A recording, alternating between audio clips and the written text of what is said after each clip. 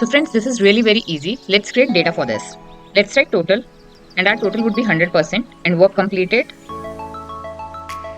would be, let's say, 20%. Now just select this total and 100% and go to insert tab and insert a 2D bar for this. Now let's just remove few things from here like this total itself. So just select this and press delete. Similarly, we'll select this and press delete, and similarly we'll select this and press delete.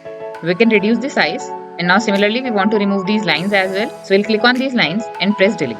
Now what we'll do is we'll just select this graph and extend this data and drag this data to the work completed as well, so that our work completed bar comes into a different color and is on the upper side of my total bar.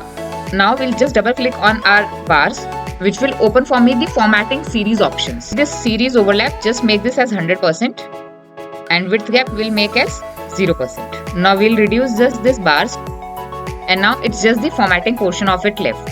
So we'll double click on this orange bar and go to formatting option and change its color to maybe green. And now we'll double click on our blue bar and change the color to maybe gray. Now we can add a data label to our green bar. So we'll just select this green bar and click on this plus button and choose for data labels. Click on this 20% and format data label options would open, and we can choose maybe inside end.